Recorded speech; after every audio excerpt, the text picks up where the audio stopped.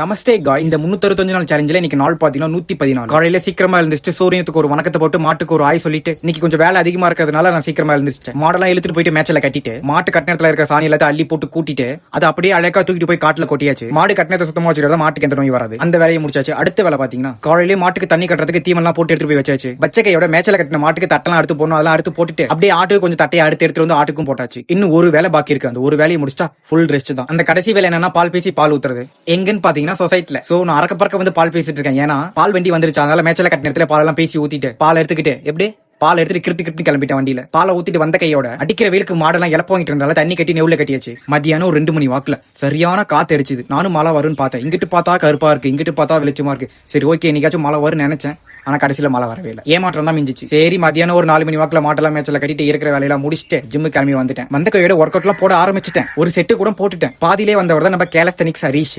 வந்தது இல்லாம என்னோட ஆர்வத்தை தூண்டி விட்டாரு. வாங்க நம்ம 2 பேரும் சேர்ந்து கேலஸ்தனிக்ஸ் பண்ணுவோம்னு சொன்னான். சரி வா பண்ணி பாப்போம்னு நானும் சொன்னேன். அவன் என்னோட நல்லா பண்ணுவான். எனக்கு எல்லாமே பேசிக் மட்டும் தான் தெரியும். அவ்வளவுக்கு பண்ணதில்லை இது வரைக்கும். நான் ஃபர்ஸ்ட் பண்ணது பாத்தீங்கன்னா ஆன்ஸ்டன். அவன் ஓரளவுக்கு நல்லா பண்ணிட்டான். அடுத்தது நான் பண்ண ஆரம்பிச்சேன். நானும் அப்படி இப்படி தனியா அவன் ஈக்குவல் பண்ணினாலும் எனக்கு ஓரளவுக்கு தெரிஞ்ச அளவுக்கு பண்ணிட்டேன். ரெண்டாவது பண்ணது பாத்தீங்கன்னா மஸ்லப். இது அவன் சூப்பரா பண்ணுவான். வீடியோல பார்த்தா அவங்களுக்கே தெரியும் எப்படி பண்ணிருக்காங்க. இந்த மஸ்லப்லாம் என் லைஃப்ல நான் பண்ணதே இல்ல. ஒரு 2-3 ட்ரிக் தான் சொல்லி தந்தான். ஒரே அட்டம்ப்ட்லயே வந்துச்சு எனக்கு. அவனே பார்த்து வேர்ந்துட்டான். நீங்களா நான் இது பண்ணீங்கன்னு கேட்டான். என்னை பார்த்து இந்த பாராட்டு ஃபுல்லா அவனை தான் போய் சேரும். ஏன்னா எனக்கு அவன் தான் சொல்லி தந்தான். ரொம்ப நன்றி. அடுத்தது ஒண்ணு பண்ணா அது பேர் என்னன்னு தெரியல. அவன் கொஞ்சம் ஓரளவு கரெக்டா பண்ணிட்டான். நல்லா சுத்தி வந்துட்டான். நான் பண்ணதை நீங்களே பாருங்களேன். வீடியோல போட்டு விடுறேன். இது என்ன பிரமாதம்? இது விட பெசலைட் ஒண்ணு இருக்கு. Welcome to great Kirikalan magic show. அப்புறம் எல்லாரும் எங்களை பார்த்து மஸ்லப் பண்ண வந்துட்டாங்க. எல்லாரும் ஒரு அட்டெம்ப்ட் பண்ணி பார்த்துட்டு இருந்தாங்க. நிறைய காமெடி வரும். எப்படி போட்டு விடுறேன்னு பாருங்க, நீங்களே பாருங்க அந்த வீடியோல. என்ன தூக்குனா காலைக்கு என்னெல்லாம் பண்ண போறாரோ. ஐயோ வாயை கொடுத்து மாட்டேனே. என்ன செய்யறது? ஆண்டி இப்ப ஆண்டனா திருப்பி பாருங்க ஆண்டி. கொஞ்சம் லெஃப்ட் பாண்டி. இப்படி ஆண்டி புடிங்கிருச்சு ஆண்டி. ஆண்டி பாருங்க.